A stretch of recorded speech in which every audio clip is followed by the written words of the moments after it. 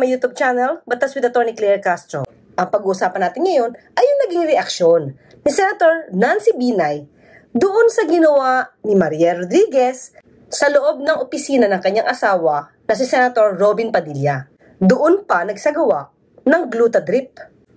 Nakalaunan ay sinabi niyang vitamin C drip. Partner, gusto mo kasi i-take up sa patio lang. Kasi diba, na-pick up kasi natin to si Mariel about dun sa glutadrip niya. Pero tapos ngayon, ang gusto ni Senator Nancy, chairwoman siya, chairperson siya ng Ethics Committee. Ethics Committee, di ba? Senator Nancy Binay says she is hoping that lessons have been learned following the vitamin C drip controversy in the Senate. Binay's remark came after Senator Robin Padilla sent her office a letter of apology, emphasizing that he does not intend to intentionally ignore the rules of the Senate. Padilla and his wife, Mariel Padilla, previously drew flack after the actress shared a photo of her receiving her dose of IV drip at the Senate. Binay, who chairs the Senate Committee on Ethics and Privileges, earlier expressed concern on the incident, stressing that the need to look closely into the matter because it involves issue of conduct, integrity, and reputation of the institution. Sabi ko, hindi nga maganda yung ginawa. Totoo naman, hindi naging maganda yung ginawa ni Mariel. I'm here in the Senate now, pero dahil iba tayo, ibahin. Look at what I'm doing. Drip and lock sa Senado. Drip anywhere. Kasi kailangan consistent tayo sa vitamins na nilalagay natin sa ating katawan. And si Drip and Locks really helped me with so many things. So, hindi na ako sakitin. And I just feel so much better. And 100% absorption. Nadismaya di umano ito si Senator Nancy Binay sa ginawang ito ng asawa ni Senator Robin Padilla. Pinag-iisipan pa nga daw nila noon kung maipapatawag ba tong si Mariel Rodriguez sa Ethics Committee kahit ito ay hindi miyembro ng Senado. Ang nagtataka lamang tayo dito, itong ginawa ni Mariel Rodriguez, although hindi naman talaga maganda. Una pa man ay tumuto na tayo at binatikos natin itong naging aksyon ni Mariel Rodriguez na hindi man lang pinigilan ng kanyang asawa na si Senator Robin Padilla at nagmistula pa itong nangunsinti sa ginawa ng asawa sa loob ng kanyang opisina. Pero ito bang naging aksyon ni Mariel Rodriguez ang siya nagpukaw sa puso at isipan ni Senator Binay para gamitin ang Ethics Committee? Para magkaroon ng isang issue na maaaring dinggin ng Ethics Committee? Hindi ba mas dapat niyang pagtuunan yung mga ginagawa ng kapwa niya senador sa pamamahiya sa mga resource person? Ilang beses nang tinuligsa ang mga aksyon ng kapwa niya senador sa pagmumura, sa paninigaw, sa panlalait ng mga resource person. Pero partner, parang hindi ito ang issue na dapat mong pagbuhusan ng oras. Diba? Ang babaw eh. Nag-sorry na yung tao, partner. Naglabas na nga ng statement, Yung letter lang, sir. Sir, may separate letter po ba kay SP or kay Senator Nancy? May separate letter po kayo asking for a apology? Separate, dito lang sa akin. Pati kay General lang kayo. Sir, na lang yung laman ng letter. Sir. Alam nyo, tigilan nyo yung political issue na yan. Sa totoo lang. Ang dami natin dapat pag-usapan. Hindi siguro yung ganitong. Wala naman tayong Okay, thank you po. Oo, nagsabi ng tao. I think at the same time, partner, mas maraming mga bastusan dyan sa loob ng Senado na dapat doon pa niya pinapa-imbestigahan.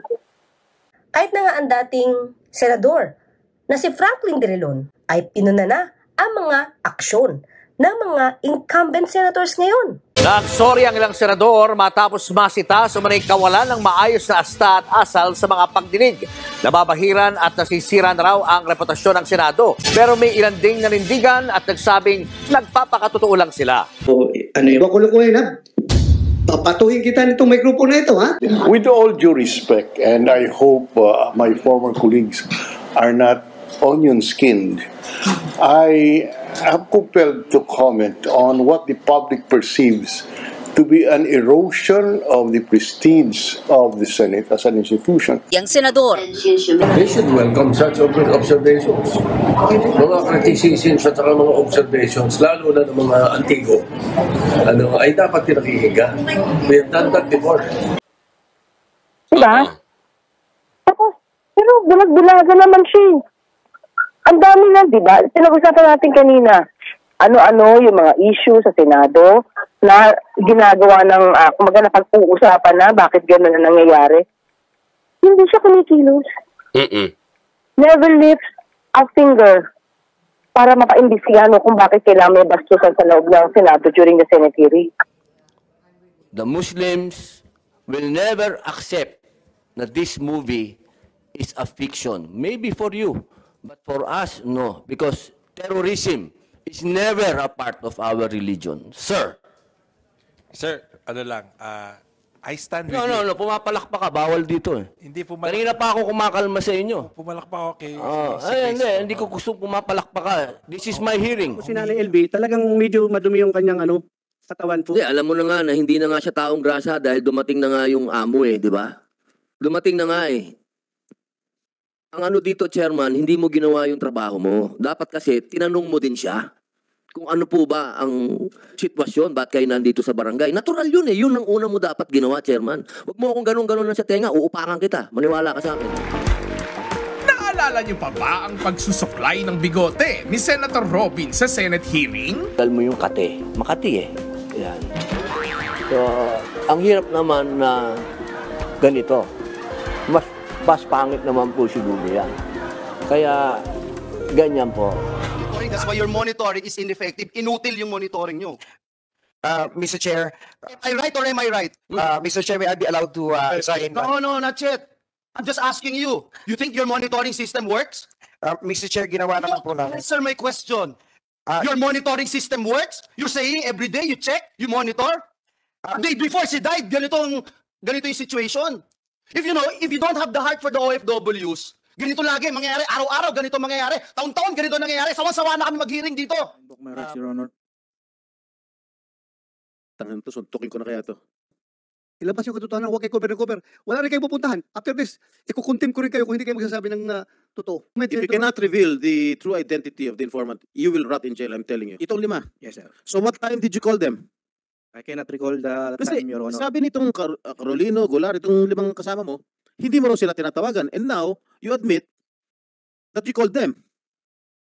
Yes, Your Honor. Oh, ano oras mo sila tinawagan? Hindi ko na ma-recall yung times, Your Honor. Tang ina naman talaga, oh. Yes, sir. Meron ba?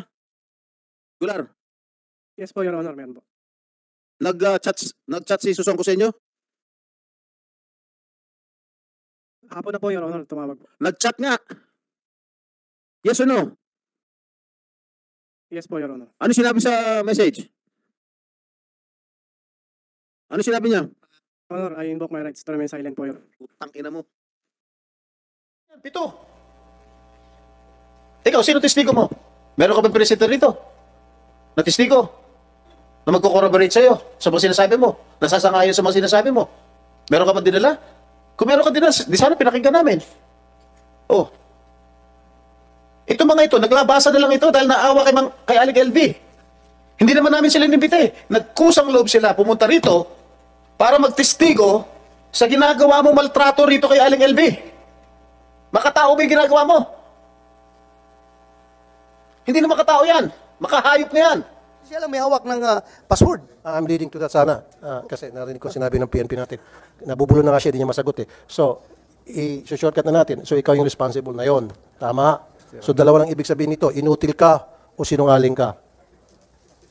Hindi nga, dalawa lang. Kasi inutil ka, so hindi mo na-maintain. Kasi kung na-maintain mo yun, tamang maintenance dyan at on a regular basis, sinisiguro mo na maayos ang andar, then hindi ka inutil. Ginagawa mo trabaho mo. Okay? So, ngayon, walang CCTV, walang pakinabang ating mga otoridad sa investigasyon. Dalawa yun. Nagsisinungaling ka, napaka-inutil mo. Alam mo, napaka-sinungaling mo. Gusto mo, lie detector test ka namin, payag ka. Sige, pag lumitaw na ikaw ay nagsinungaling sa lie detector test, kukulong ka agad namin dyan sa baba. Hindi mo ginawa yung trabaho mo. Sa magkano kadahilanan na hindi mo ginawa yung trabaho mo ng tama. Kasi kung ginawa mo yung trabaho mo ng tama, hindi na sana lumala pa yung sitwasyon ni Ma'am LV. Kaya sa lumala ng lumala dahil sa naging pabaya ka sa iyong tungkulin. Kung ako dito ngayon sa committee, sampahan ka dapat ng kaso. Sa dereliction of duty. Mr. Chair, ipaano natin to, lie detector test, and then kapag lumitaw na sa lie detector test ng sinungaling to, ikulong natin sa baba. So kukulong kita. Napakasinungaling mong tao ka. And I'll tell you, isa sa mga nasibak, dapat ikaw masibak ka rin eh. Di ba may pulis yung pinagsumbungan? Itong si Master Sergeant Maria Eliza Palabay, na-dismiss kasi sinampan ng kaso ni Ma'am LV. Kasi kinampihan nitong pulis yung amo. Parang ikaw din. Ikaw ang susunod na pasisibak namin. At yun ang ginawa niya. Na kinukontra mo ngayon. Stupido. Mr. Consunhi, please, huwag kayong matulog dito. Please. Wala kami binibay dito. Hindi porket bilyonaryo ka, tutulugan mo kami. Don't do that. Pambabastos siya. Hindi pa ako natutulog. No, nakita kitang tutulog kayo. Huwag ka. Meron dito mga naapin empleyado na napakatagal na. Tapos ngayon tutulugan mo para kayong naging sarcastic dito. Wag. Bastusan yan. Huwag mo kami bastusin dito. You don't have the right. Kahit na bilyonaryo ka. Hindi ka exempted. Okay? Magpakatino ka. Gumising ka. Dilat mo mata mo. Go ahead. Attorney Maranan. Thank you, sir. As, bigyan natin ng coffee. Comsec, bigyan natin ng coffee. Anong gusto niya? Black or cream? Okay, bigyan. Para mag-isa. so every time po, No, stop. Stop. No, stop. Shut up. Sorry. Magkano? Hindi ko po alam yun. No, imposible. Miss Sharon Quintanilla, magkano? Huwag ka magsinungaling dito. On top of that, wala po silang ibang nakukuha. Magkano? Pero on top of that po, meron silang nakukuhang performance-based incentive And na what? annual lang po. Pero Magkano? subject po sa approval pa din po ng GCG. I know, pero magkano yung performance? Variable po yung amount. Magkano yung average? I think yung last ko pong recall, baka a little above 1 million lang po. Oh, tangina. Ay, sorry. Do not tell us that we are corrupt. I'm not saying you're corrupt. What I'm saying here is, meron pong mga tao dyan sa loob ng inyong organisasyon. I'm not saying you are corrupt. I'm saying there are people there that are not doing their job or maybe they're involved in corruption. Because if they're not involved, common sense lang po ito, Secretary Galvez. Sa kasama na dapat din. But I definitely take offense, Senator, that you are already telling us that there is a corruption. I believe that is not a correct accusation to us. Well, sir, I'm sorry. I'll stand by what I said. Meron pong corruption dito. Masaktan ka, I don't care. Bakit yung mga ordinaryong tao pa ang siyang nakapupuna ng mga kilos at galaw ng mga senador? Pero si Senator Nancy Binay, mukhang hindi niya napupuna. Tanong sa akin, kamakailan, tama raw bang ginawa ng kapatid ko kay Presidential Peace Advisor Carlito Galvez Jr.? Ang pag-akusap, paggamit ng salitang corrupt, masyadong malakas yung salita na yan, sa organisasyon ni Carlito Galvez Jr. You need my straight answer? I don't agree with the senator. My brother, that's my take. Now, believe it or not, take it or leave it, I don't care. I already stated my point. Ngayon mga boss, naniniwala po ako, may kasabihan po tayo. The burden of proof is with the accuser and not with the accused. Nag-aakusa ka, inaakusahan mo, ikaw ang magpapakita ng ebidensya laban doon sa taong inaakusahan mo. Naniniwala po ako roon. Naniniwala po ako sa sinasabi nila na baliktad na ata. Aakusahan mo. Pagkatapos, ang patunay ay doon sa taong inaakusahan mo. Bali. Yung nag-aakusa, kinakailangan may mga ebidensyang patunay na right in your hand. Ang nangyari, ito po, ano? We're supposed to have the legal jurisprudence na magsasabing you are innocent until proven guilty. Nabaliktad, boss. Nangyari, you are guilty until proven innocent. Nakakalimutan ba ni Senator Nancy Binay yung Rule 34 ng Rules of the Senate patungkol sa Unparliamentary Acts and Language? Maliwanag sa Section 94, no senator under any circumstances shall use offensive or improper language against another Senate or against any public institution. Hindi ba ito nadidinig o napapansin lang ba ni Senator Nancy Binay?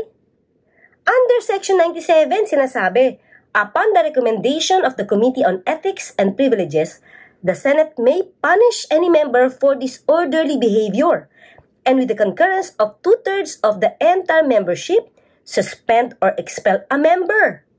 Parang nagkakampihan kasi kayo dyan, kahit nakikita na ninyo na mali ang mga salitang ginagamit ng kapwa nyo senador.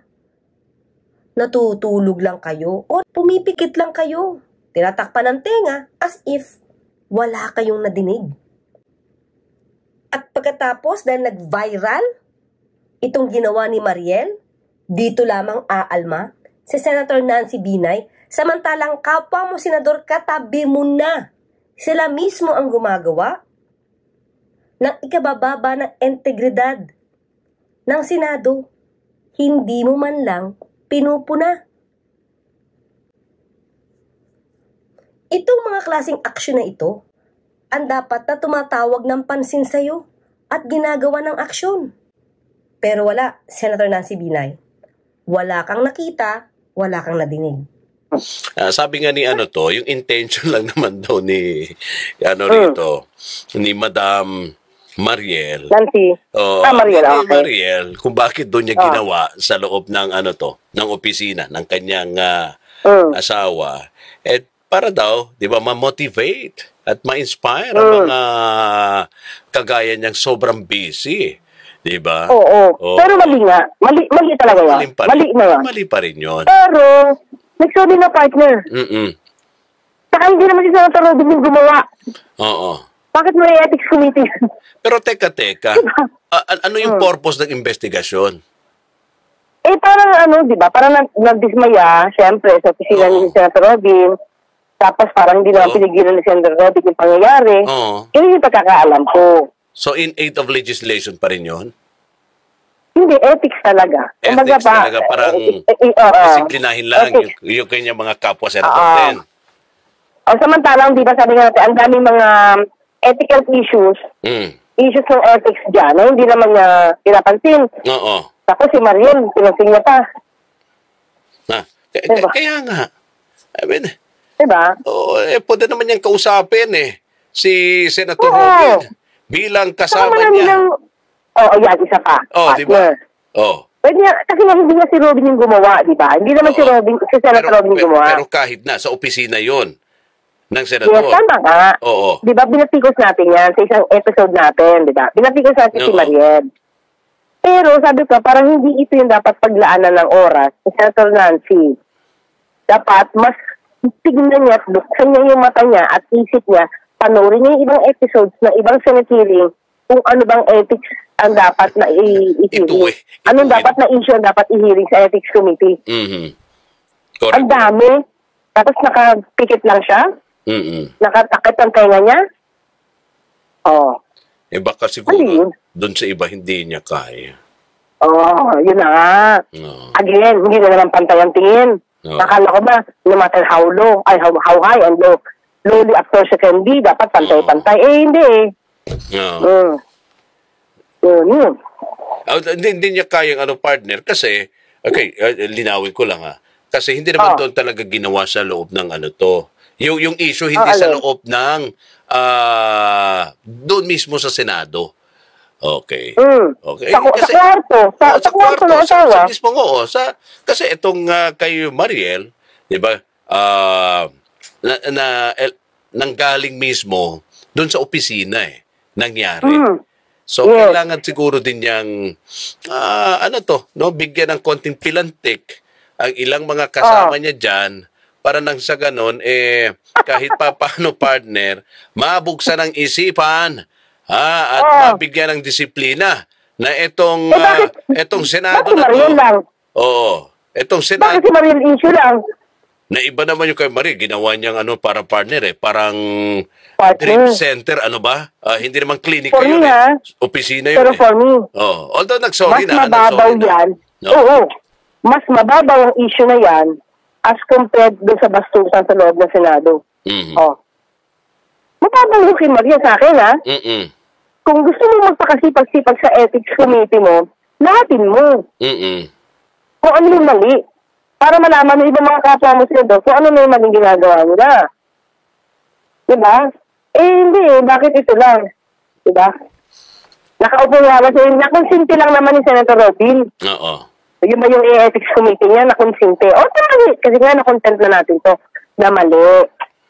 Pero sabi ko, di ba may mas malala?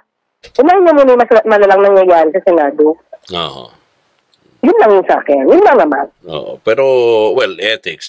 Sa tingin ko naman, yung mga ibang ganong klase partner, nasa din yan liderato. Oo. Diba? Nasa liderato. Dapat wag din sila magkampihan dyan. Kasi pag sikat, pag malakis din ang influence, hindi niya kinakanti. Yun naman. Huwag naman ganun. So, Senator Nancy Binay, mananatili ka ba hanggang 2025 na walang ginagawang aksyon sa mga ikinikilos ng kapwa mo, Senador, na hanggang ngayon kahit pinuna na, ay hindi pa rin tumitigil sa pambabatiko, sa pagmumura, sa pagmamaliit ng mga resource persons na iniimbita ninyo sa Senado? Pantay-pantay dapat. Tama. Sa kanila na galing yan mismo, partner. Kaya tignan natin kung yan ba ay talagang kanilang gagawin sa lahat. Kasi sa lahat, dapat sa lahat. Sinabi na nila. Sila na mismo. Sila na mismo. Tignan natin kapag may nakita na naman tayo nagmura sa Senate hearing. Hindi si Pastor ang minura kasi hindi kumibo ito si Tolentino, si Senator Tolentino. Kakalampagin natin yan.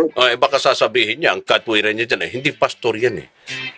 Ay, naku, delikado yan. Ay, wag naman. Wag naman ganun. Sige. Ingat partner okay, ingat sa biyahe. Yes. Hindi kasi gusto ko nito liwanag na nagpunta ako dito sa Nueva Vizcaya because ang hearing ko bukas is umaga. Okay. 8:30. So, mahirap yung biyahe. Kasi kanina galing tayo sa hearing ng Malolos, hapon. Kaya hapon din yung nagbiyahe tayo. Kaya naabutan tuloy ako na dito kanina sa bundok partner, talagang walang signal. Kaya napuputol kanina. Yun lang mga ka-UB and sa iyo partner. So, hanggang bukas. Yes, hanggang bukas. bukas. Magkarinigan tayo. Ako sa Tony Lecas, sa para lang, huwag tulugan ang iyong karapatan.